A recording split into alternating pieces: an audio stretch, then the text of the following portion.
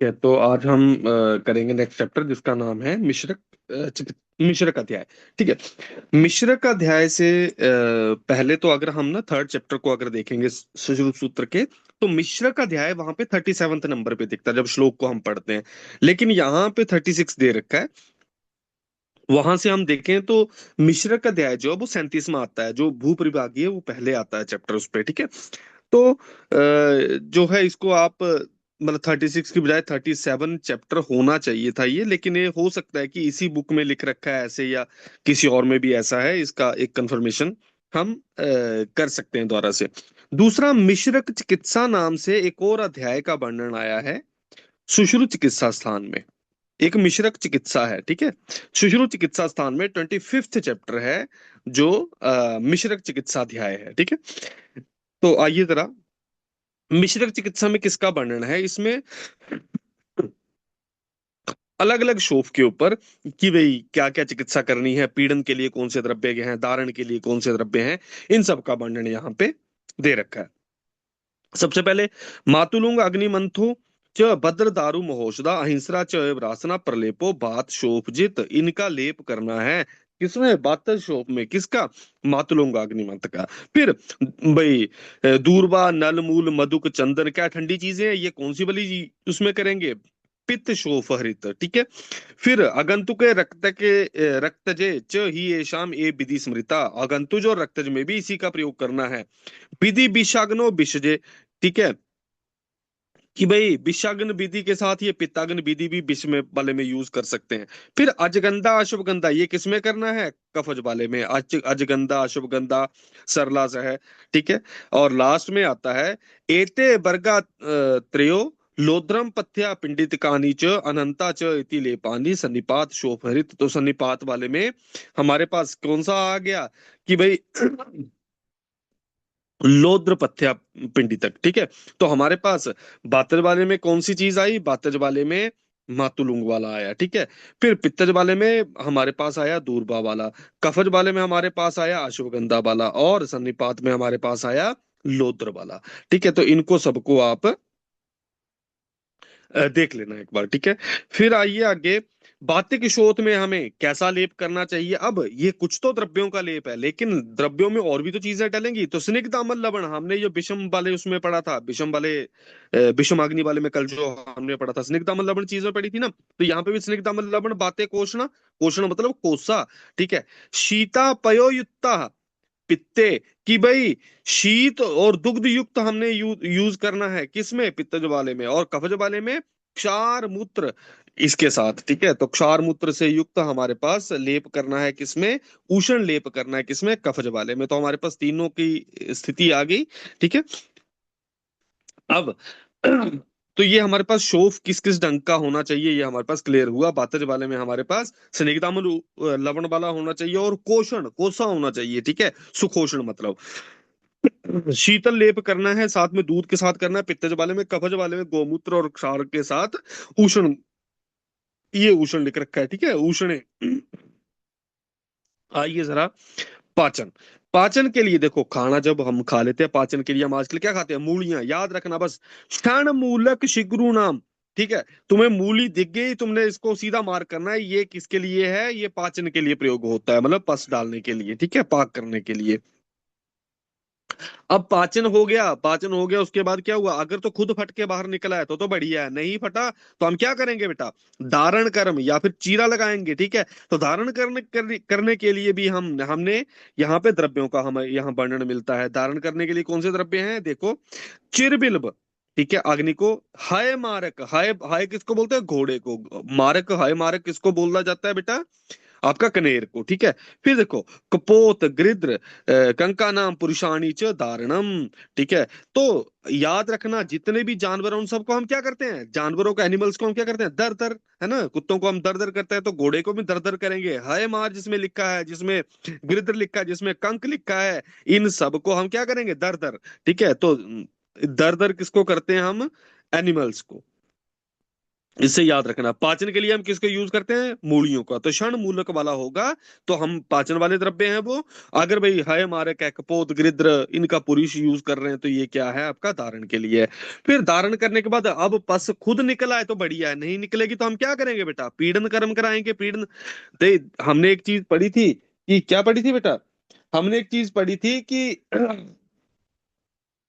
लेप को सूखने नहीं देना चाहिए हमें। हमने ये पढ़ा है ना। लेप को कौन सी कंडीशन में सूखने देना? अगर वहां पे हमें उससे क्या काम लेना है? पीड़न कार्य लेना है। ठीक है। तो आइए जरा पीड़न के लिए द्रव्याणाम पिच्छिल। ठीक है, कैसे कैसे द्रव्य? पिच्छिल जो चिपचिपे होते हैं, थोड़े से लेसदार होते हैं। ठीक है। च त्वक मूलानी प्रपीडनम। ठीक है। उनकी त्वचा और मूल को और पीड़न के लिए और किसका प्रयोग किया जाता है? इसको मैंने यूज किया है, यब गोधूम आषाणाम। ठीक है। चूर्णानी च समासता, कि यब गोधूम जो चूर्ण है इसका भाई क्या करने को बोल रखा है? और उड़द का चूर्ण को भाई पस निकालने के लिए आप बस उसको रात को वहां पे लेप उसके ऊपर लगा के रखो, सुबह पस उसके साथ चिपकी होती है ना। मतलब आपने क्योंकि सूखने देना है ना पीड़न कर्म करने के लिए। तो अगर आपको जौ का चूर्ण नहीं मिलता, मैंने तो चावलों के आटे से किया था, लेकिन आप किसी की भी लेटी बना लो, मतलब चावलों के आटे की होगी, गेहूं के आटे की होगी, अगर पस आपसे दबाने से नहीं निकले, इन्फ्लेम्ड है एरिया बड़ा ज्यादा, है ना, आप दबा के निकाल सकते हैं, पस बीच में फंसी हुई है, जैसे मल्टीपल मुझे फॉलिकुलाइटिस हुआ था, तो आप इसको यूज कर सकते हैं। ठीक है, उस जगह पे रखो और उसके ऊपर पट्टी बांधो और सुबह उसको सारे के सारा बड़ा आराम से निकल जाता है। आराम से हटाओ उसको, सारी की सारी पस उसके साथ नेगेटिव प्रेशर बनता है वहां पे, सारी सक्शन होके उसके ऊपर लगी होगी। ठीक है। तो ये कौन से द्रव्य है बेटा? पिच्छिल द्रव्य। और इसके अलावा यब गोधूम। ठीक है। फिर आइए शोधन क्षय। अब देखो, शोधन के लिए हमें, अब देखो ये स्टेप्स हैं बेटा, ये स्टेप्स हैं। पहला शोफ था। ठीक है, पहला हमारा शोफ अवस्था थी। तो शोफ अवस्था में बातिक शोफ में हमने पढ़ा कौन से वाले द्रव्य हमने पढ़े बातिक शोफ में?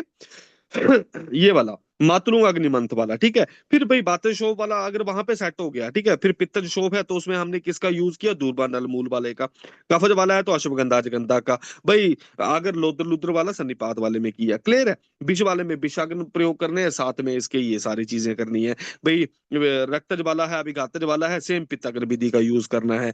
फिर भाई बातज वाले में हमने स्निग्ध दामन लवण और कोषण, कोषण है इंपॉर्टेंट। ठीक है, ऐसा लेप करना है। पित्तज वाले में हमने भाई दूध और उसके साथ किया। ठीक है। तो पहले तो हमने शोफ को ठीक करने की कोशिश की।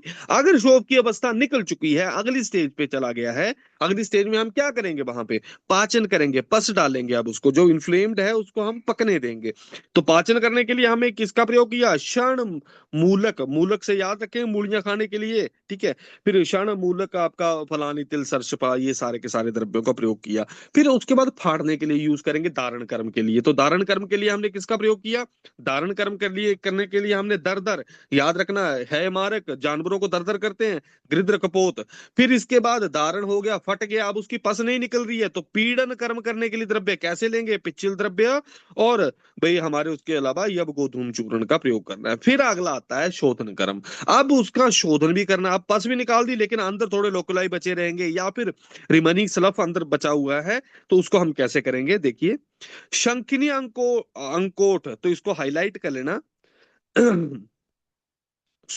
सुमना करबीर सुवर्चला शोधना निक्षायणी वर्ग वर्गश्च आर्गवदाधिकम। ठीक है, कि आर्गवद आदि गण को शोधन के लिए प्रयोग करना है। आर्गवद आदि गण हम अभी पढ़ेंगे, आज शायद ये चैप्टर में आ भी जाए।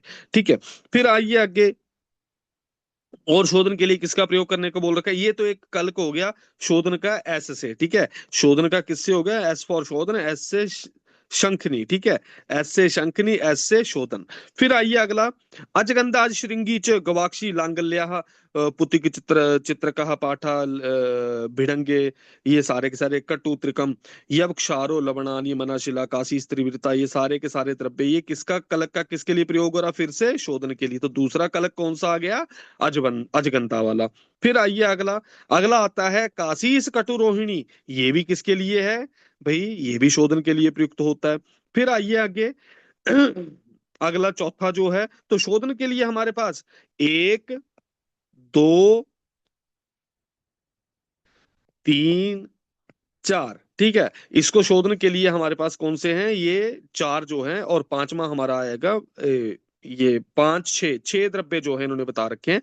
पांचवा है मयूरक वाला। ठीक है, मयूरक किसको बोलते हैं? अपामार्ग को, गोला कर लेना इसको, ठीक है। फिर और छेमा आता है आपका काशीस का, और सातवां आता है सालसरादी। सालसरादी गण को फिर से हाईलाइट कर लेना, ठीक है। अर्घवदादी गण और सालसरादी गण ये शोधन वाले उसके लिए प्रयोग करने को बोल रखा है, ठीक है। तो इसको कैसे याद करेंगे हम? सक्का साड़ा कैसे याद करेंगे? सक्का साला,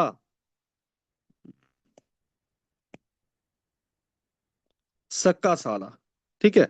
सक्का साला से क्या है?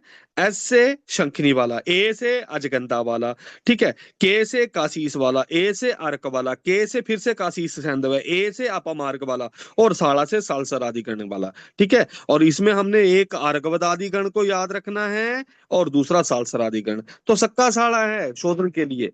फिर आइए आगे, धूपन कर्म। धूपन कर्म के लिए दोस्तों किसका प्रयोग करने को बोल रखा है?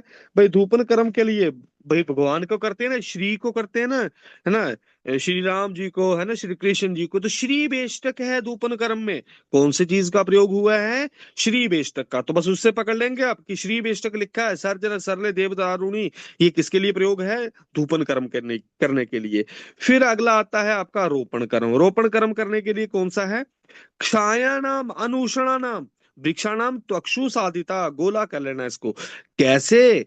क्षाय, भैया हमारे जो वृक्ष हैं त्वक्षु साधिता, इनकी जितने भी क्षाय वृक्ष हैं इनकी त्वक का प्रयोग करने को बोल रखा है। शीत शीतम क्षायम, और कैसा दूसरा क्षाय होना चाहिए? शीत क्षाय होना चाहिए। दूसरे नंबर पे आता है रोपण के लिए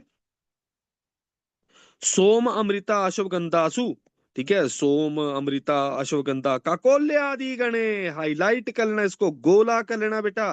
कौन सा गण? काकोल्य आदि गण। नीचे लिख लेना। शोधन के लिए हमारे पास दो गण गण कौन से हैं?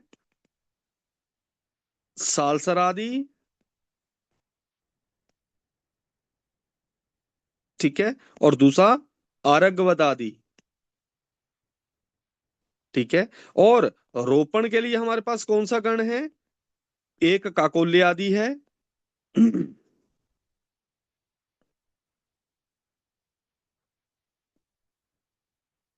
ठीक है, काकोल्य आदि गण। और एक और है शायद, देखते हैं अभी आगे कौन सा है। फिर आइए आगे, काकोलिया आदि गण है, ठीक है। तो काकोलिया आदि गण हमें पता चल गया। इसके अलावा हमारे पास आगे आता है नेक्स्ट इस पे रोपण के लिए समंगा। रोपण मतलब आप उसको भाई स्लप सुप सारा कुछ आउट हो गया है, धूपन कर्म हमने कर लिया। धूपन कर्म से क्या होगा? धूपन कर्म से भाई वहां पे थोड़ा बहुत जो भाई शिथिलता, सॉरी क्लेद क्लूद होगा वो हट जाएगा, ठीक है। लेकिन जो रोपण कर्म है मतलब अब इसको हीलिंग पे लेके आना है हमें, ठीक है। तो समंगा, सोम, सरला, सोम, बलकलसा, चंदना, काकोले आदि, फिर से काकोले आदि गण मिल गया, इसके कलक के साथ वृण रोपण करना है। फिर आइए आगे भाई, कृष्ण परणी आत्म गुप्ता, इसको हाईलाइट कर लेना चाहिए। हरिद्रे मालती सीता, ये भी रोपण करने के लिए घृत है। फिर काल अनुसारे आगुरुणी हरिद्रे देवदारुच प्रियंगुश्च रौद्र तेले योजियानी रोपणे, ठीक है, ये रोपण के लिए प्रयोग हुआ है। फिर अगला आता है कंगू धान्य, कंगू धान्य वाला, ठीक है, इसको हाईलाइट कर लेना। और एक और गण आया, ये है निग्रोध आदि गण। ये फिर से इसमें भी दो गण आ गए आपके पास। दूसरा कौन सा आ गया? काकोल्या आदि गण और निग्रोध आदि, ठीक है। निग्रोध आदि गण जो है निग्रोध आदि गण, ठीक है। तो दो गण जो रोपण के लिए काकोल्या आदि और निग्रोध आदि, और सालसर आदि और आर्कवद आदि जो हैं हमारे, वो कैसे हैं भाई? हमारे ये हैं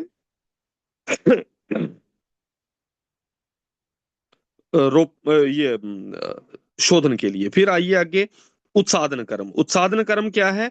कि भाई जो नीचे थोड़ा सा डीप है व्रण, उसमें अपमार्ग अश्वगंधा तालपत्राणी, ठीक है, अश्वगंधा, इसको प्रयोग करने को बोल रखा है किसके लिए?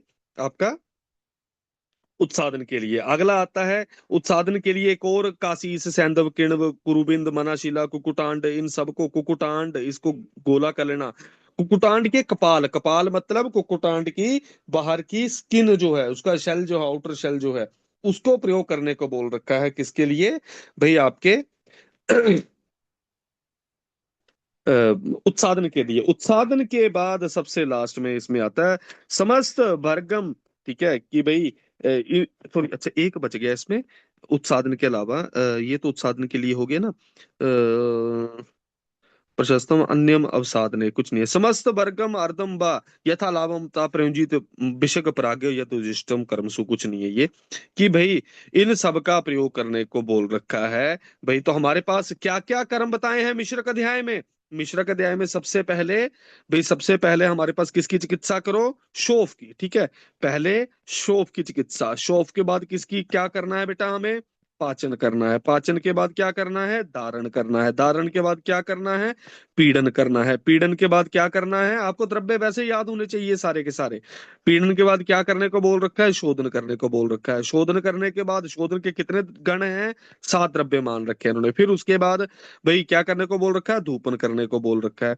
धूपन करने के बाद क्या करो भाई, रोपण करो। रोपण करने के बाद क्या करो, उत्साधन करो। ये स्टेप्स आपको इस चैप्टर में याद चाहिए, ये इतने स्टेप्स ही फॉलो हुए हैं।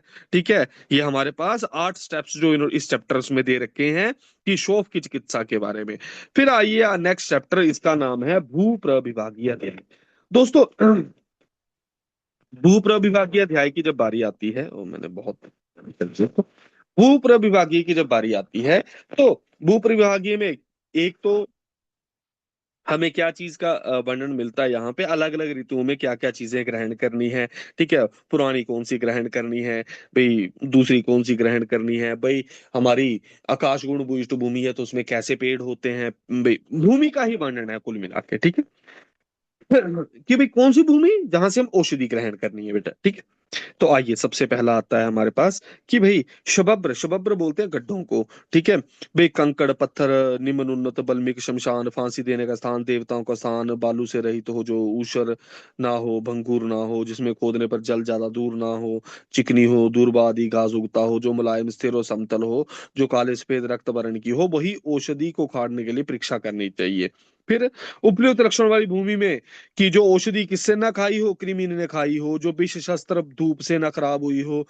ठीक है, उत्तम एक रस से युक्त हो, पुष्ट हो, जिसकी जड़ भूमि में गहराई तक गई हो। ठीक है, तो इसको अवगाढ़ मूलम, ठीक है, इसको हाईलाइट कर लेना। ठीक है, कौन सी दिशा की ओर बैठ के हमें ग्रहण करना है उसको, इसको हाईलाइट कर लेना। उत्तर की ओर बैठकर ग्रहण करें। ठीक है, किसकी तरफ बैठ के, हमें उत्तर की तरफ बैठ के हमें उस भूमि से मेडिसिन को ग्रहण करना है। फिर आगे आता है कि भाई मैंने आपको बताया कि भाई अब यहाँ पे अलग अलग इस पे हमें देखने को मिलेंगे कि भाई अलग अलग भूमियां जो हैं, कि भाई आकाश गुण भूइष्ठ भूमि है तो उसमें कैसा मिलेगा हमें। ठीक है, जो जल गुण भूइष्ठ भूमि है उसमें क्या चीजें हमें देखने को मिलेंगी। आइए जरा, पृथ्वी गुण भूइष्ठ है तो उसमें क्या मिलेगी देखो। सबसे पहला आता है हमारा भाई पृथ्वी गुण बहुल वाला। भाई इसमें क्या लिख रखा है, देखो, विशेष तस्तु तत्र पृथ्वी गुण भूइष्ठ। पृथ्वी गुण भूइष्ठ याद रखना, जब भी आप गग्गल से आप धर्मशाला की तरफ जाते हैं तो रास्ते में एक जगह आती है ना, वो वहां पे पत्थर ही पत्थर है, याद रखना वो पृथ्वी गुण भूइष्ठ भूमि है। कैसी भूमि होगी, आशुमवती, जहां पे पत्थर है। स्थिरा गुरुवी, स्थिर है, गुरु है। ठीक है, श्यामा कृष्णा वा। ठीक है, और वहां पे वृक्ष कैसे होंगे, स्थूल वृक्ष, शस्य प्राय। ठीक है, तो ये पृथ्वी गुण भूइष्ठ कैसा होगा, तो पृथ्वी गुण भूइष्ठ में पथरीली जमीन होगी, पत्थर होंगे बड़े बड़े, अशंपति, स्थिर होगी, गुरु होगी, और वृक्ष भी कैसे होंगे, बड़े बड़े वृक्ष होंगे। अब आता है जल गुण भूइष्ठ, अम्बु गुण भूइष्ठ। ठीक है, अम्बु गुण भूइष्ठ है तो जल गुण भूइष्ठ, जल हमारा कैसा है, देखो, स्निग्ध शीतल आसन्न उदका, स्निग्ध शस्य तृण कोमल वृक्ष प्राया। पे तृण होंगे या कोमल वृक्ष होंगे पानी के पास की, आप देखें खड़ा खुड़ा लगे नहीं होंगी। ठीक है, बिल्कुल पतले पतले ऐसे मलाई जैसा घास होता है ऐसा लगा होता है ना, स्निग्ध शस्य तृण, तो अम्बुगुण भूइष्ठ ऐसी भूमि होगी जहाँ पे पानी का सोर्स बहुत अच्छा है। तो वहां पे हमें स्निग्ध शस्य और तृण ये सारे के सारे हमें देखने को मिलेंगे। फिर आइए अग्नि गुण भूइष्ठ। अग्नि अब नाना वर्णा लघु आशमवती, छोटे छोटे पत्थर होंगे। ठीक है, जो हमारे नीचे वाले एरिया हैं जितने भी, ठीक है, जो देहरा भी ये रेंज है, एक देहरा बिलासपुर ये हमीरपुर वाली, ठीक है। लघु अशुम्भती प्रबिर प्रबिरल अल्प पांडु वृक्ष प्ररोहा, गोला कर लेना इसको। भाई कैसे वृक्ष है बेटा? भाई अल्प पांडु वृक्ष प्ररोह, पांडु मतलब सफेद, अल्प मतलब छोटे, ठीक है। भाई अल्प पांडु वृक्ष प्ररोह होंगे किसमें? अग्निगुण भूयिष्ठ में। तो अग्निगुण भूयिष्ठ में क्या होंगे? लघु लघु पत्थर होंगे और हमारे पास अल्प पांडु वृक्ष प्ररोह होंगे। और इंपॉर्टेंट ये पूछा गया था कि भाई भस्म रासव वर्णा, रासव बोलते हैं गधे को, भस्म रासव वर्णा ये किसका है? वायु गुण भूयिष्ठ का, ठीक है। और तनु रूक्ष कोटर वाले, जिसमें भाई आपने देखा होगा आम के पेड़ में कोटर लगे होते हैं, ठीक है। भस्म रासव वर्णा गधे की तरह रंग वाले होते हैं, ठीक है।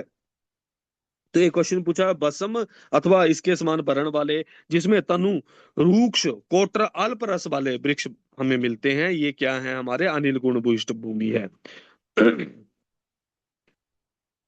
और जो भाई हमारे सबसे लास्ट में आती है, जिसमें गड्ढे बड़े होते हैं, वो आकाश गुण भूयिष्ठ है। आकाश गुण भूयिष्ठ कैसा है? मृदुई समा शबब्र, ठीक है, शबब्र अव्यक्त रस जला। भाई रस का, भाई जल का रस कैसा होगा? अव्यक्त। सर्वतो असार वृक्ष, वेरी वेरी वेरी इंपॉर्टेंट। तो अब हमारे पास बताइए जरा, स्थूल वृक्ष किस में थे? पृथ्वी वाले में। भाई हमारे पास और भाई बड़े बड़े पत्थर थे, ठीक है, अश्वमवती स्थिरा गुरबी। फिर दूसरे नंबर पे आता है स्निग्ध शस्य, कहाँ पे? तृण कहाँ पे हैं? वो आपके भाई जल गुण भूयिष्ठ में है। भाई लघु अश्वमवती हैं, लेकिन अल्प पांडुवर्ण के किसमें हैं? अब अग्निगुण भूयिष्ठ वाले में। तनु है, रूक्ष है, कोटर वाले वृक्ष हैं, और साथ में भस्म रासव वर्ण है, वो कहाँ पे वृक्ष हैं? भाई वायु गुण भूयिष्ठ में। और असार वृक्ष कहाँ पे है, जिसका कोई सिर नहीं पैर नहीं, वो कहाँ पे है? हमारे भाई आकाश गुण भूयिष्ठ में। तो ये भूमि पे अलग अलग वृक्षों की उत्पत्ति मान रखी है। आइए जरा दोस्तों, ओहो, ठीक है, अब आइए आगे क्या बता रखा है। केचिद आहु आचार्य, बोले अन्य चारे हैं, सुश्रुत का मत नहीं है। प्रावृट वर्षा शरद हेमंत बसंत ग्रीष्मेषु यथा संख्यम मूल पत्र क्षीर सार फलानी आदितीत तत्तु न सम्यक सौम्यम अपि आगन्यम, ठीक है। कि भाई ये बोले सेम नहीं है, क्योंकि हमारी जो भूमि है ये सौम्य और आकन्य होती है। सौम्य औषधियों को सौम्य ऋतु में ग्रहण करो, और सोम गुण भूयिष्ठ भूमि से ग्रहण करो। मधुर स्निग्ध शीतल इससे, और शेष जो है वो आगन्य वाली है, तो वो आगन्य ऋतु में ग्रहण करो। क्लियर है? तो ये इन्होंने मोटा सा बता रखा है कि भाई सुश्रुत में अन्य चारों के मत से, ठीक है, प्रावृत शरद वर्षा शरद हेमंत बसंत ग्रीष्म में भाई क्या ग्रहण करना है। तो इसको हम कैसे याद करते हैं बेटा? कि भाई सुश्रुत को हम लिखते हैं, सुश्रुत ने कौन सी चीजें कब ग्रहण करने को बोली हैं, ठीक है। सुश्रुत के अनुसार अन्य चारों का मत है ये, ठीक है। प्रावृत ऋतु, प्रावृत ऋतु कौन सी ऋतु होती है? जो हमारी ग्रीष्म और, ओहो, जो हमारी ग्रीष्म और वर्षा के बीच में होती है। क्लियर है? फिर दूसरे नंबर पे आती है वर्षा, तीसरे नंबर पे आती है शरद, शरद के बाद कौन सी ऋतु आई? हेमंत, हेमंत के बाद कौन सी आई दोस्तों? बसंत, क्योंकि शिशिर की जगह इन्होंने प्रावृत मान रखी है। और बसंत के बाद ग्रीष्म। ये आता है सुश्रुत का सीक्वेंस। और सुश्रुत का निमोनिक क्या याद रखना होता है हमें? कि मुपत क्षीर साफ, ठीक है। मुपत क्षीर साफ कहने का मतलब प्रावृत में किसको ग्रहण करो बेटा? मूल को, ठीक है। भाई वर्षा में किसको ग्रहण करो? भाई आपके प से पत्र को। शरद में किसको? त से त्वक को, ठीक है। हेमंत में किसको करो? क्षीर को, ठीक है। बसंत में किसको करो? सा से सार को। और फल को कौन सी ऋतु में ग्रहण करने को बोला है? अन्य चारों का मत है, लेकिन ये सीक्वेंस है, ठीक है। फिर आइए साइड में लिखेंगे हम चरक महाराज जी को, ठीक है। चरक, चरक ने क्या बताया है? चरक का सीक्वेंस क्या है ऋतुओं का? जो सीक्वेंस नॉर्मल है, नॉर्मल सीक्वेंस क्या पढ़ते हैं बेटा? शिशिर, बसंत, ग्रीष्म, वर्षा, शरद, हेमंत, ठीक है। यही सीक्वेंस पढ़ते हैं हम दोस्तों। अब चरक का बड़ा सिंपल सा है, देखो क्या है, मूल, पत्र और शाखा। कहने का मतलब शिशिर में ग्रहण करो मूल, पत्र और शाखा को बसंत में, उसी तरीके से मूल, पत्र, शाखा। ठीक है, तो पहली चार ऋतुएं तो बड़ी आराम से निकल गई। मूल पत्र शाखा, मूल पत्र शाखा, शरद में क्या करेंगे, त्वक, कंद और क्षीर। त्वक, कंद और क्षीर।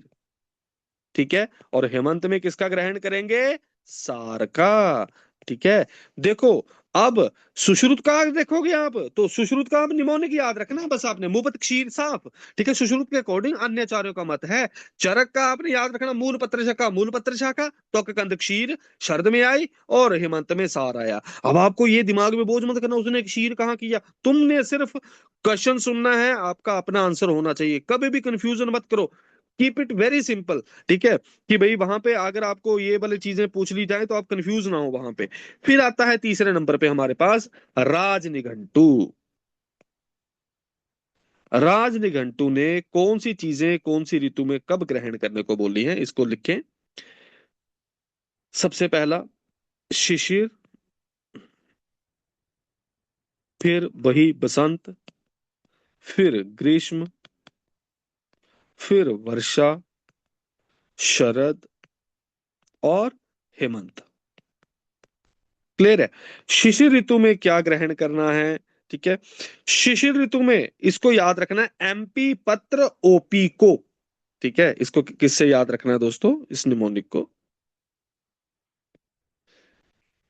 एमपी पत्र ओपी को। ठीक है, एमपी पत्र ओपी को इससे याद रखना है। ठीक है, आइए जरा कैसे। एम से क्या है यहां पे, एम से मूल। ठीक है, पी से क्या है, पुष्प और फल। फिर ग्रीष्म से क्या है, पत्र से पत्र। ओ से क्या है, जीरो, मतलब कुछ भी ग्रहण नहीं करना वर्षा ऋतु में। क्लियर है, पी से क्या आ गया, पंचांग। ये क्वेश्चन पूछा गया बहुत बार कि भाई राजनिघंटु, ये वाला इंपॉर्टेंट है, सिर्फ इनमें से राजनिघंटु पंचांग का ग्रहण कौन सी ऋतु में करने को बोल रखा है। ठीक है, और ओपी को से क्या आता है बेटा, कंद। कंद कौन सी ऋतु में, हेमंत ऋतु में। चरक ने कंद कौन सी ऋतु में बताई थी, शरद वाली में। ठीक है, बस इतना सा याद रखना आपको। ठीक है, तो एमपी पत्र ओपी को, ये किसका है, राजनिघंटु का है। आइए जरा अब आगे। तो हमने ये वाला देख लिया कि भाई सुश्रुत क्या बोलता है कि अन्य चारे के मत है कि प्रावृड शरद बसंत में, शरद प्रावृड वर्षा शरद हेमंत बसंत और ग्रीष्म में क्रमशः क्या ग्रहण करना है, मुफ्त क्षीर साफ। मुफ्त का क्षीर जो है साफ कर देती है सारी जनता। मुंह से मूल, प से पत्र, त से त्वक, क्षीर से क्षीर, सा से सार, फ से फल। ठीक है, फिर जब बारी आती है चरक की, तो चरक की मूल पत्र शाखा, मूल पत्र शाखा, त्वक, कंद, क्षीर और सार। फिर जब बारी आती है राजनिघंटु एमपी पत्र ओपी को, ओ से मतलब जीरो, मतलब कौन सी ऋतु में कुछ भी ग्रहण नहीं करना, भाई हमारे पास वर्षा ऋतु ही है एक जिसमें हमने कुछ भी ग्रहण नहीं करना है। फिर आइए आगे, भाई कौन से द्रव्य कौन सी गुण भूइष्ठ भूमि से ग्रहण करने हैं, सेवंथ नंबर रेफरेंस में देखिए। देखो, अच्छा ये बताओ, सॉरी सॉरी, विरेचन द्रव्य जो है बेटा, नीचे को चलते हैं, नीचे को सरण होता है ना, तो हमें तो ये पता है ना, जो ऊपर की तरफ आते हैं उनमें, भाई ऊपर की तरफ आकाश, वायु, अग्नि, जल, पृथ्वी, इनमें से ऊपर की तरफ कौन से महाभूत आते हैं जिनकी ऊर्ध्व गति होती है। कौन से हैं जिनकी आके लपटें ऊपर की तरफ आती हैं, वायु ऊपर की तरफ चलती है, आकाश खाली स्पेस ऊपर की तरफ को जाएगा हमेशा। दूसरा नंबर पे आता है भाई आपका, नीचे की तरफ कौन जाता है, पृथ्वी और जल जाते हैं। तो बस यही कहानी है सारी यहाँ पे। क्या कहानी है देखो, पृथ्वी अंबु गुण भूयिष्ठा भूमो, कि भाई पृथ्वी और जल गुण भूयिष्ठ भूमि पे विरेचन द्रव्यान आददीत, कि विरेचन द्रव्यों को ग्रहण करना है। दूसरा नंबर पे आपका आगन्य आकाश मारुत गुण भूयिष्ठा, मैंने आपको क्या बता दिया पहले ही, भाई भूमि में बता रखा विरेचन द्रव्य बेटा कौन सी भूमि में ग्रहण करने हैं, भाई हमें पृथ्वी और जल महाभूत वाली, भाई आकाश वायु और भाई अग्नि वाली में वमन द्रव्य ग्रहण करने हैं। फिर उभय गुण भूयिष्ठ में, वेरी वेरी वेरी इंपॉर्टेंट, उभय गुण भूयिष्ठ में उबे तो भाग के आगे द्रव्य पढ़ेंगे हम। उबे तो भाग देवदारू देवदाली है, ठीक है। फिर सबसे इंपॉर्टेंट है बेटा ये, आकाश गुण भूयिष्ठायाम संशमनानि, very very very very important. भाई संशमन द्रव्य कौन सी भूमि से ग्रहण करने, आकाश गुण भूयिष्ठ, हमें ये तो पता है ना, वमन द्रव्य हैं ऊपर की तरफ आते हैं, जो ऊपर की तरफ आते हैं उनमें कैसी भूमि से ग्रहण करेंगे, जो ऊपर की तरफ को मूवमेंट होती है, जिनका आकाश वायु अग्नि गुण भूयिष्ठ वाले में, ठीक है। भाई विरेचन द्रव्य जो है वो नीचे की तरफ जाता है, तो पृथ्वी और जल महाभूत के लिए, लेकिन संशमन द्रव्य आकाश गुण भूयिष्ठ भूमि से। फिर सर्वाणी एव च अपि, सारे द्रव्य बोले नवीन ही ग्रहण करो, अभिनवम, अभिनव, अभिनव मतलब नवीन ही, नूतन ही, नए नए ही ग्रहण करें, लेकिन किनको छोड़ के, मधु घृत गुड़ पिपली बिडंगे भ्या, ठीक है, इनको हाईलाइट कर लेना।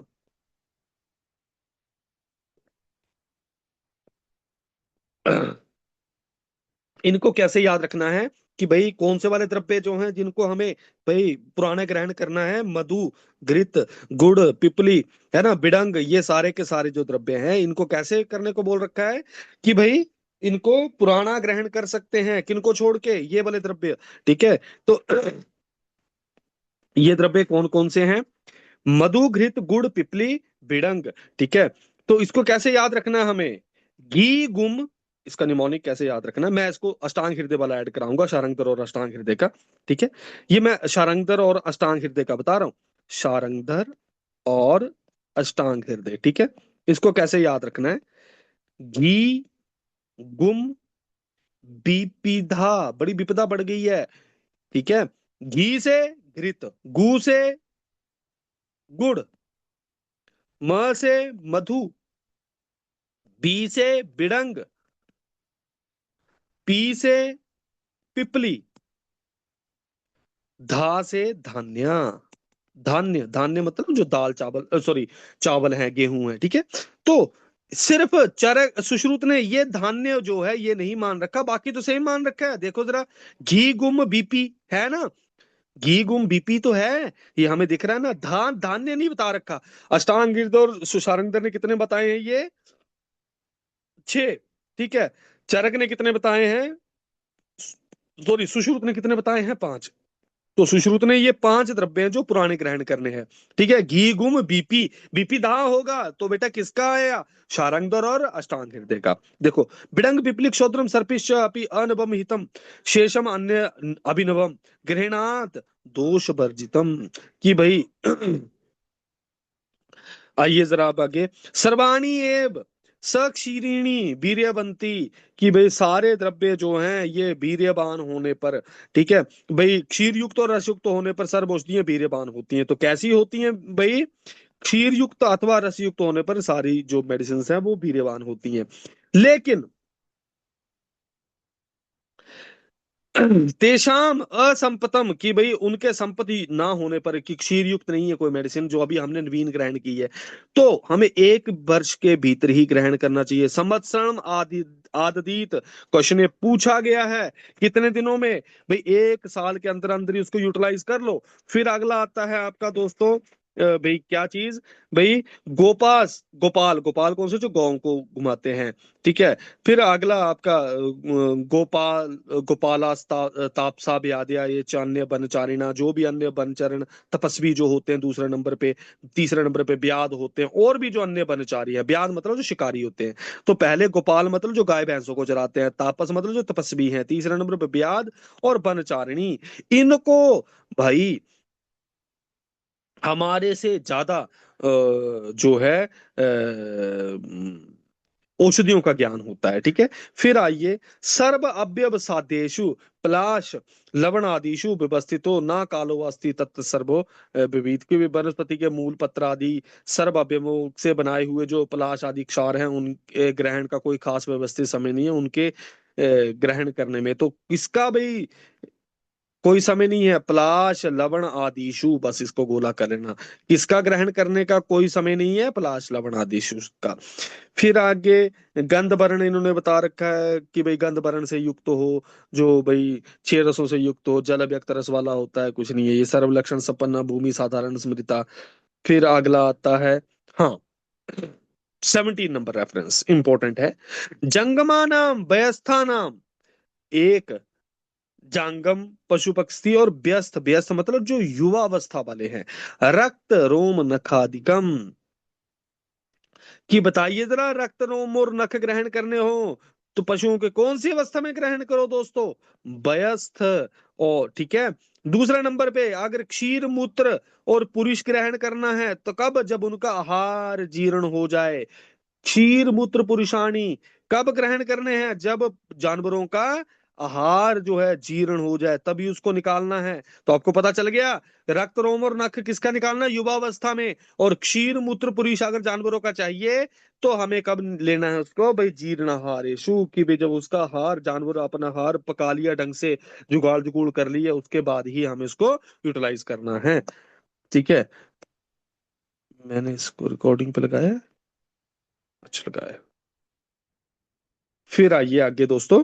फिर प्लोत, मृत भांड, ये प्लोत भाई, मिट्टी के पात्र, काट के तख्त, खूंटियां पर औषधि रखी हो, पवित्र प्रशस्त स्थान पे बैशरागार बनवाना चाहिए। तो हमें मेडिसिन को इकट्ठी करके बैशरागार बनवाना है। अब अगला आता है चैप्टर जिसका नाम है 38th चैप्टर। 38th चैप्टर में 37 गणों का वर्णन है। किसका वर्णन है दोस्तों? 37, 38 चैप्टर में कितने गण हैं? 37 गण हैं। ठीक है। जब चरक की बारी आती है, चरक ने किसका वर्णन किया है? महाक्षाय। किसका वर्णन किया है?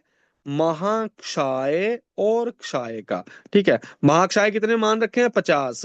और हर एक महाक्षाय में 10 द्रव्य हैं, तो 50 गुणा 10, 10 कितने क्षाय द्रव्य हुए? ये 500 हमारे क्षाय बन जाते हैं। ठीक है। हर एक क्षाय में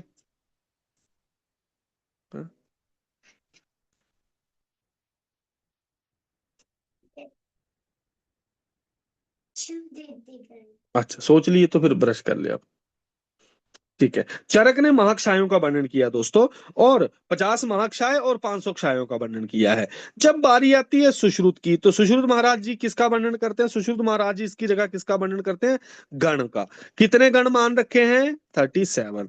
जब बारी आती है अष्टांग हृदय की, अष्टांग हृदय ने भी किसका वर्णन किया है? गणों का। कितने गण मान रखे हैं? 33 गण मान रखे हैं। लेकिन जब बारी आती है हमारे अष्टांग संग्रह की, बोला मैं नहीं सुननी किसी दी, मैं दोनों काम करने हैं। उन्होंने क्या कर दिया दोस्तों? महाक्षाय भी माने हैं और गण भी माने हैं। महाक्षाय कितने माने हैं? 45। गण कितने माने हैं? 25। ये क्वेश्चन पूछे जाते हैं। ठीक है। महाक्षाय कितने माने हैं? 45। गण कितने माने हैं? 25। अष्टांग संग्रहकार जी ने। ठीक है। अष्टांग हृदय ने कितने गण माने हैं? 33। आए जरा अब चलते हैं आगे। ठीक है। गणों का जब वर्णन आता है दोस्तों, तो गणों का वर्णन करते हुए हमें चरक ने जो बेटा क्षायों का वर्णन किया है वो कैसे किया है? चरक ने, साइड में लिख लेना, चरक ने कर्मानुसार वर्गीकरण किया है। चरक कर्मानुसार वर्गीकरण किया है। ठीक है। सुश्रुत और अष्टांग हृदय, इन दोनों ने प्रधान द्रव्य के अकॉर्डिंग, प्रधान द्रव्य के अकॉर्डिंग वर्गीकरण किया है। ठीक है। नहीं समझे आप? भाई चरक जैसे जीवनीय द्रव्य, जीवनीय क्या है? काम है, कर्म के अकॉर्डिंग नाम दिया है। लेकिन देखो सुश्रुत का पढ़ोगे, सबसे पहले बिदारी गंधा आदिगण, पहला द्रव्य कौन सा है? बिदारी गंधा। मेरी बात समझे कि भाई इन्होंने प्रधान द्रव्य जो है, जो मेन कंटेंट था, उसके अकॉर्डिंग ही इन्होंने वर्णन कर रखा है। ठीक है। आइए जरा अब आगे, सबसे पहला हम इसको पढ़ते हैं गणों को। हम्म,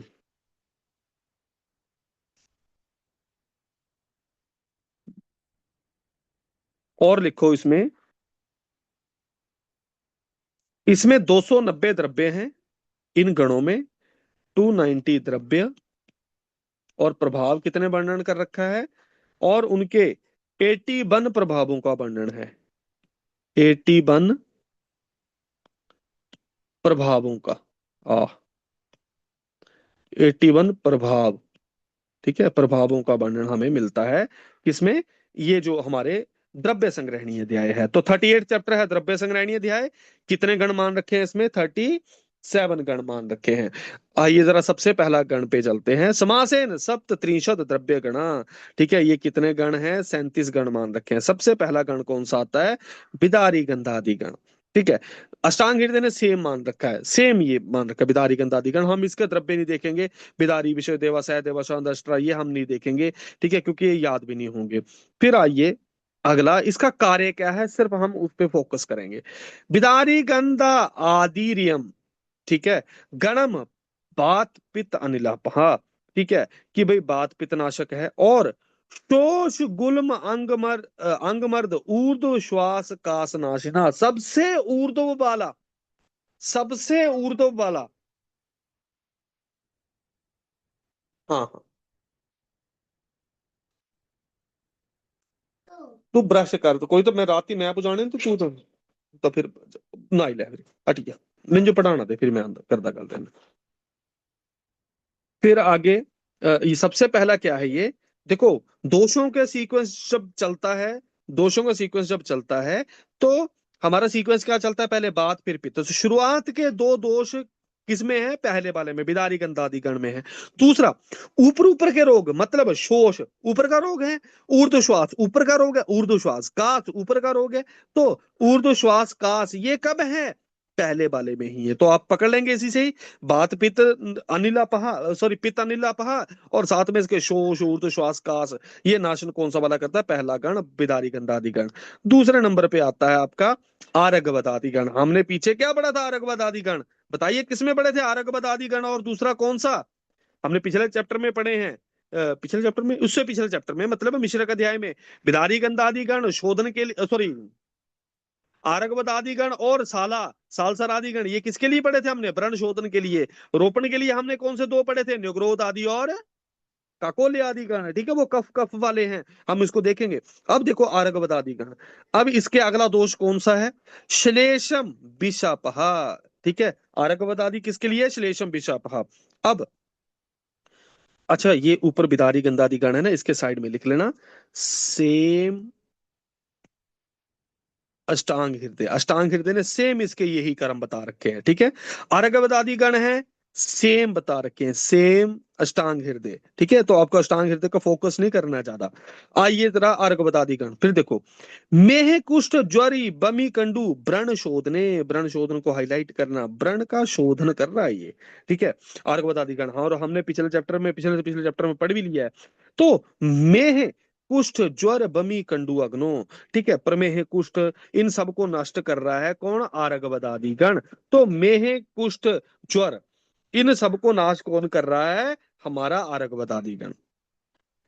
तो अगला आता है हमारा आरगवदादि के गण के बाद वरुणादि गण। डॉक्टर वरुण, डॉक्टर वरुण को भी सेम मान रखा है, सेम अष्टांग हृदय ने मान रखा है, इसके कर्म भी सेम अष्टांग हृदय ने मान रखे हैं। कौन से वाले कर्म मान रखे हैं दोस्तों? वरुणादि गणो ही ये शाम। ठीक है, अब डॉक्टर वरुण जो था, याद रखना डॉक्टर वरुण कैसा था? डॉक्टर वरुण को मोटा हो गया था। ठीक है, कैसा हो गया डॉक्टर वरुण? अब डॉक्टर वरुण को आप सोच लो, जो भी डॉक्टर वरुण आपके दिमाग में आ रहा है, डॉक्टर वरुण है ऐसा, मोटू, मोटू राम है ये। ठीक है, अब मोटू राम को क्या होगा, क्या करना पड़ेगा डॉक्टर वरुण को अपनी पर्सनैलिटी इंक्रीज करने के लिए? ठीक है भाई, मोटू बन गया था ये, तो अब क्या करेगा ये? कफ में तो निवारणा, सबसे पहले ये किसको निवारण कर रहा है भाई? कफ में तो निवारण। और इसको हमेशा ही क्या रह रहा है? सर में दर्द। ठीक है, तो दूसरा आपने कैसे इसको कर देना है कि भाई इसकी बाजू हमेशा सिर पे रहती है ऐसे करके, मेरे हाथ पीढ़ी बड़ी है सिर। ठीक है, तो दूसरा शिराशूल, और भाई अभ्यंतर विदृदी भाई, अंदर बड़ा सड़ता सारे हैं, तो अभ्यंतर विदृदीन। भाई अब बताओ, डॉक्टर वरुण जो है किसके विशेष डॉक्टर हैं? डॉक्टर वरुण, डॉक्टर वरुण को सीधा से याद रखना आपने। एक तो ये है मोटापे के डॉक्टर, बड़े कफ मेदो निवारण करते हैं। दूसरा, सिर के दर्द जो हो, किसी को गुल्म हो और अभ्यंतर विदृति हो, इसके तो विशेष डॉक्टर हैं ये। ठीक है, तो शिर शूल गुल्म अभ्यंतर विदृति, ये डॉक्टर वरुण है। तो डॉक्टर वरुण को आप याद रखेंगे, डॉक्टर वरुण की क्या स्पेशलिटी है? डॉक्टर वरुण किसके हैं भाई? कफ मेद को, मोटापे को कम करने वाले डॉक्टर वरुण है। फिर भाई ये शिराशूल गुल्म अभ्यंतर विदृति, इन सबको ठीक करने वाले होते हैं। फिर अगला आता है वीर तरवादी गण। वीर तरु, वीर तरु किसको बोलते हैं? अर्जुन को बेटा। वीर तरु पर्याय ही देखो, वीर तरु पर्याय किसका है? अर्जुन का। और आप महाभारत को देखते हैं तो महाभारत कब लिखी गई है, इसी उसमें लिखी, इसी कालखंड में लिखी गई है। ठीक है, और देखो वीर तरु अर्जुन, अर्जुन के नाम पे ही रखा गया था वीर तरु उसका नाम। ठीक है, फिर देखो वीर तरवादी तेषाम गणा नाम बात विकारनुत, ब से वीर तरु, ब से बात विकारनुत। फिर आइए अगला, भाई बात विकारनुत है तो वीर तरु है ना अर्जुन, ये आए अब डॉक्टर अर्जुन। कौन आए ये अब, वीर तरु किसको बोलते हैं, डॉक्टर अर्जुन। अब डॉक्टर अर्जुन जो है ना ये आगे आपके पथरियों के मशहूर डॉक्टर हैं ये। ठीक है, किसके डॉक्टर हैं डॉक्टर अर्जुन, बहुत मशहूर है पथरियों के, अश्वरी शर्करा मूत्र कृच धात रुजा पहा, मिल गया आपको। और पथरी और बात के डॉक्टर हैं ना डॉक्टर। अब डॉक्टर आपको ये भी पता चल गए, डॉक्टर वरुण भी पता चल गए। डॉक्टर वरुण कौन से वाले हैं बेटा, डॉक्टर वरुण है हमारे भाई कफ मेद को हटाने वाले, भाई शिराशूल गुल्म और अभ्यंतर विदृति को ठीक करने वाले। क्वेश्चन पूछा जाता है ये अभ्यंतर विदृति किसका है, डॉक्टर वरुण की है ये, इंटरनल एब्सेसिस जो है उनको ड्रेन करने वाला।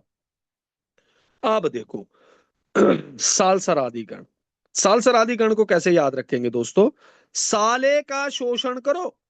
ठीक है, कफ मेदो विशोषणा, भाई बताओ जरा, कफ मेदो निवारण, निवारण कौन कर रहे थे, निवारण कर रहे हैं कौन, डॉक्टर वरुण। लेकिन कफ मेद का शोषण, साले का शोषण करो, तो इसको कैसे याद रखना है आपको, साले का शोषण करो। ठीक है, शोषण करो।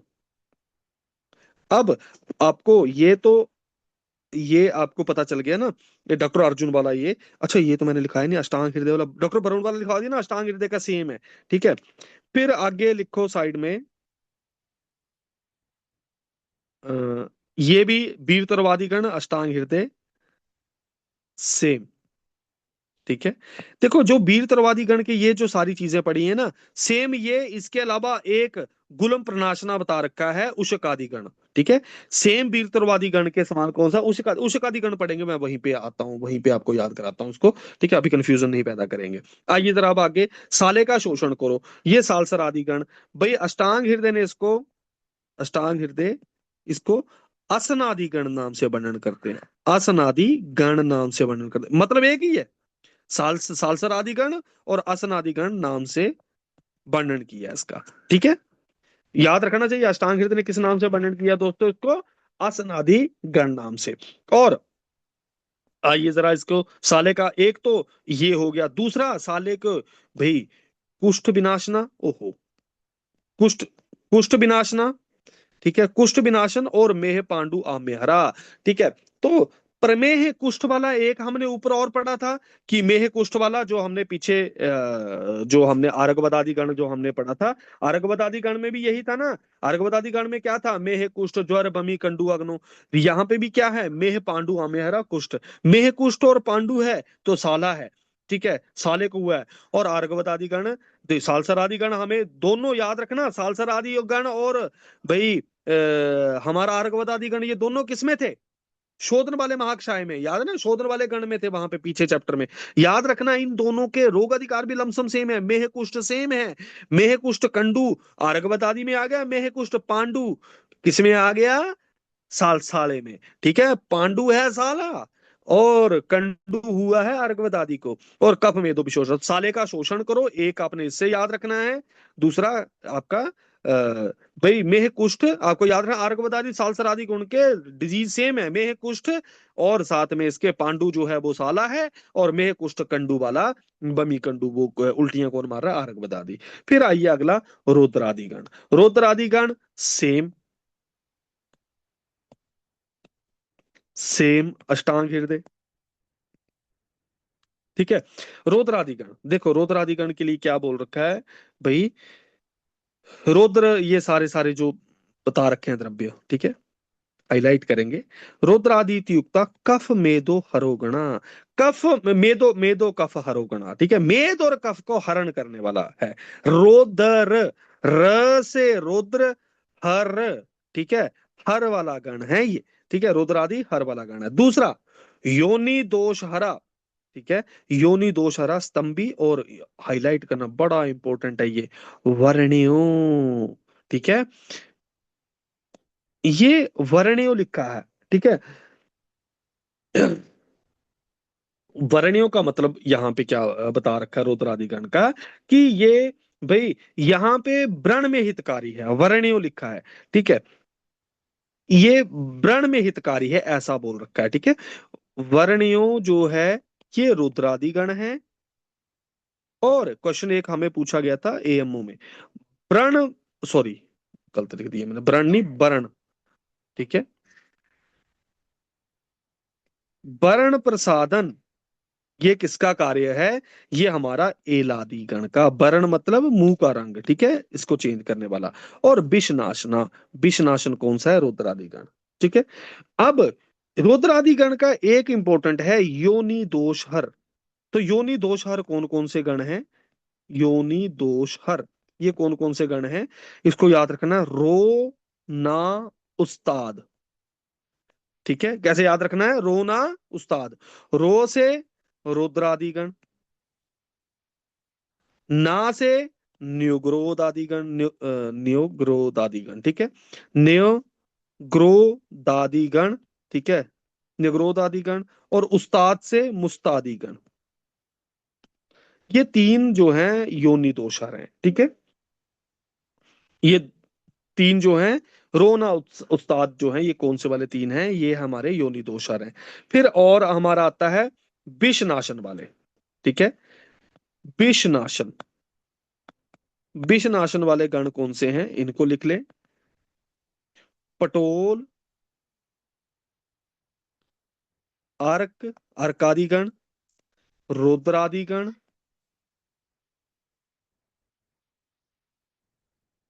ठीक है, रुद्रादिगण। फिर अंजनादिगण, फिर श्यामादिगण, और लास्ट में त्रप्यादिगण, त्रपवादिगण, ठीक है, त्रपवादिगण। तो ये जो हमारे ये विषनाशन वाले हैं सारे के सारे, ठीक है।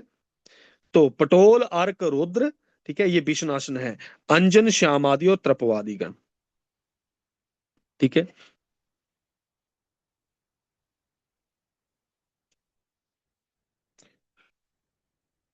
ठीक है। विषनाशन है पार, अंजन, ठीक है, पार, अंजन, एसटी, ठीक है। ट्राइबल एरिया में वो जो अंजन है, अंजन आदि जो गण है, ये अंजन है जो, अंजना जो है यही करती है विष का नाशन, ठीक है। कौन करती है, पार, अंजन, एसटी। तो वहां पे वही एसटी में जो पार पहुंच के जो जिसने विष नाशन किया वो कौन है, अंजना है, ठीक है, इसको याद रख लेना। आइए जरा अगला, अर्कादिगण, ठीक है। अर्कादिगण क्या है दोस्तों, भाई अर्कादिगण सेम मान रखी है भाई अष्टांग हृदय ने, ठीक है, इसको साइड में लिख लेना, सेम अष्टांग हृदय, बट सेम अष्टांग हृदय, बट इन्होंने इसको एक गुण एक्स्ट्रा मान रखा है, लिखो दुष्ट व्रण शोधक, दुष्ट व्रण शोधक, ये मान रखा है इन्होंने एक्स्ट्रा, ठीक है। अष्टांग हृदय बाकी सेम बताया है। आइए जरा अर्कादिगण को देखते हैं, अर्कादिगण क्या बता रखा है इन्होंने। अर्कादिगणों, कफ मेदो विषापहा, कफ मेद और अ से अपहा, अ से अर्कादिगण, बताइए साले का शोषण करो, कफ मेदो विशोषणा, भाई विनाशन कौन कर रहा था, भाई हमारे पास, सॉरी विनाशन नहीं, निवारण कौन कर रहा था, निवारण कर रहे थे हमारे डॉक्टर वरुण। फिर भाई हमारे पास भाई कफ में तो विशोषण कौन कर रहा था, साला कर रहा था। और भाई हमारा इसके बाद कफ में दो विषापहा कौन सा है, अपहा वाला, अर्कादिगण। और देखो कृमि कुष्ठ प्रशमनो, हाईलाइट करना इसको, कृमि और कुष्ठ में श्रेष्ठ बोले विशेषाद व्रण शोधना, विशेष करके व्रण शोधन है। लेकिन अष्टांग हृदय ने क्या बोला, दुष्ट व्रण शोधन, ठीक है। फिर आइए सुरसादिगण, सुरसादिगण जो है सेम मान रखा है अष्टांग हृदय ने, सेम अष्टांग हृदय ने माना है सुरसादिगण। सुरसादिगण क्या है देखो, सुरसादि गणो ही ऐसा कफ हरित कृमि सूतना, कफ को हरण करता है और कृमि का सूदन। और देखो, जब भी जुकाम होता है हम बोलते हैं तुलसी वाली चाय पियो, प्रतिशाय अरुचि श्वास का सगनो और व्रण शोधना। तो एक कृमि सूदन इसका गोला कर लेना इंपॉर्टेंट है। और दूसरा आपका आता है, भाई कफ का तो हरण करेगा ही ना, कफ का बलगम जब हो जाता है हम तुलसी वाली चाय पीते हैं, है ना, प्रतिशाय अरुचि का श्वास इन सबको नाश करने वाला। फिर अगला आता है आपका मुशकादिगण, सेम मान रखा है अष्टांग हृदय ने, ठीक है, सेम अष्टांग हृदय, ठीक है। मुश्कक मोक्ष को बोलते हैं पलाश धब चित्रक मदन वृक्षक, ये सारे के सारे, हरड़ बेड़ा आंवला, इनको गोला कर लेना। त्रिफला इसमें आ रखा है, ठीक है, त्रिफला आ रखा है। त्रिफला हम आगे भी पढ़ेंगे किस किस में और आ रखा है। आइए मुश्कादि गण को देखते हैं। मुश्कादि गण क्या है? मुश्कादि की गणो ही ये शाम मेदो आगना शुक्र दोष हरिता, हाईलाइट कर लेना इसको। शुक्र दोष हरित, शुक्र दोष हरित किसको बोला गया भाई? आपके मुश्कक आदि गण को। तो मुश्क, मुश्कक और किसको बोलते हैं हम? टेस्टिकल्स को बोलते हैं। याद रहेगा आपको, टेस्टिकल्स वाला शुक्र दोष हरित है। फिर मेह अर्श भाई, और आपका पांडु रोग अग्ना, शर्करा नाशना। अब बताइए, सारे के सारे नीचे वाली डिसऑर्डर है ना मुश्कक के पास, शर्करा का नाशन कर रहा है। प्रमेह जो अब वो भी नीचे का डिसऑर्डर है ना, यूरिन से ही निकलता है सब कुछ। आर्ष पांडु रोग अग्नम और शर्करा नाशनम परा, ठीक है। फिर आइए पिपली पिपली मूल चब्बे चित्रक सौंठ, क्वेश्चन पूछा जाता है कि पंचकोल किस वाले गण में है? पिपले आदि गण, ठीक है। ये पंचकोल हैं, ये कौन से द्रव्य हैं ये? पंचकोल के, पिपली पिपली मूल चब्बे चित्रक सौंठ, ठीक है। और मरीच भी है, तो ये क्या बन गया? षड उषण। ये क्या बन गया? पंचकोल नहीं, षड उषण, ठीक है। षड उषण, ठीक है, षड उषण, षड उषण बन गया ये आपका कौन सा वाला? पिपली पिपली मूल चब्बे चित्रक सौंठ और मरीच। इसके अलावा हस्ती पिपली, ये सारे के सारे द्रव्य आगे। पिपले आदि गण जो है भाई, अष्टांग हृदय ने इसको साइड में लिख लेना। अष्टांग हृदय इसको वत्सक आदि गण नाम से वर्णन करते हैं। वत्सक आदि गण नाम से वर्णन, ठीक है। पिपली आदि की जगह क्या मान रखा है उन्होंने, मतलब उसका नाम क्या दे रखा है? वत्सक आदि गण।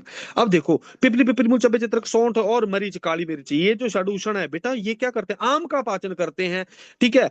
ये याद रखना, ये आम पाचन करते हैं, अग्नि का दीपन करते हैं, इनका यही कार्य है। तो देखो जरा, पिपली आदि गण कफहारा, समझ आता है कफहार है। प्रतिशाय अनिल अरुचि, इनको ठीक भी करेगा। फिर निहन्याद और दीपनो गुलमशूल अग्नम, आम पाचना, आपको याद रहेगा। आम पाचना, ये कौन से वाला गुण है? ये हमारा पिपले आदि गण है। फिर आइए अगला एल आदि गण। एल आदि गण क्या है? एलात अगर, है ना, बात कफौ, फिर निहन्याद विषम एव च, बात कफ का हरण करता है, ये बात कफ का हरण करता है और विष का भी, ठीक है। और इंपॉर्टेंट मिला आपको ये वाला, वर्ण प्रसादना, ये क्वेश्चन पूछा गया है, ठीक है। एल आदि गण है, एला, ठीक है, मुंह पे लगाते हैं हम, ठीक है। ये एल आदि गण, इसको याद रखना आपने कि ये कंडू पीढ़ी का कोटनाशना, ठीक है। हरा बच्चा, हरिद्रादिगण और बचादिगण, ठीक है। हरा बच्चा मतलब ये हम बस ये दो करेंगे।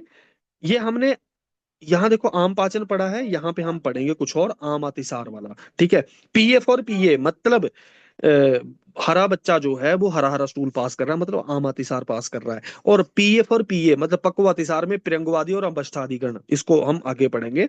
देखो जरा, बचादिगण भाई आपका हरिद्रादिगण, ठीक है, मिल गया। सेम, अच्छा एलादिगण के बारे में मैंने मैंने लिखवाया ना, अष्टांग हृदय ने सेम माना है, सेम अष्टांग हृदय, ये सेम मान रखा है, क्लियर है। फिर बचादिगण और सेम अष्टांग हृदय, ठीक है। अब देखो, बचादि हरिद्रादि गणों स्तन्य विशोधना, हरा बच्चा जो है, ठीक है, हरा बच्चा, ठीक है, हरा बच्चा क्या क्या करता है बेटा? हरा बच्चा आम अतिसार और स्तन्य शोधन। हरा बच्चा क्या करता है भाई? आपका स्तन्य विशोधन भी करता है और आम अतिसार नाशन है, ठीक है। स्तन्य शोधन वाले गण कौन से हैं?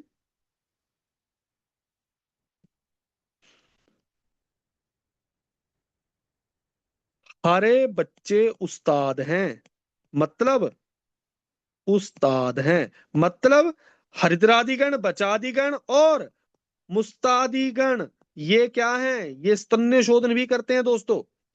ठीक है, हरे बच्चे उस्ताद हैं स्तन्य शोधन करने के लिए। ठीक है, स्तन्य शोधन करने वाले कौन से हैं? हरिद्रादिगण, बचादिगण और भाई मुस्तादिगण। और इसके अलावा आपको आम अतिसार नाशन दिख गया, आम अतिसार शमनो। ठीक है, विशेषाश दोष पाचनो, गोला कर लेना, आम दोष का पाचन करने वाले होते हैं। ठीक है, तो इसको लिख लेना साइड में। भाई आम अतिसार में तो हरा बच्चा है। ठीक है, पक्व अतिसार में पीए फॉर पीए, मतलब पी से पक्व, ए से अतिसार, for PA, PA for PA, P से प्रंगवादी, प्रंगवादी और अंबष्ठादिगण। हम पढ़ेंगे इसको, आगे आएगा। ठीक है, अंबष्टादिगण। तो प्रंगवादी और अंबष्टादिगण जो है ये किसके लिए है? पक्वातिसार में है। ठीक है, तो यहां तक हमने कर लिया, इसके आगे का हम गणों को कल करेंगे। ठीक है, मोस्ट लाइकली ये कल हमारे खत्म हो जाएंगे। चलिए आज के लिए इतना ही, till then take care, bye bye, have a good day.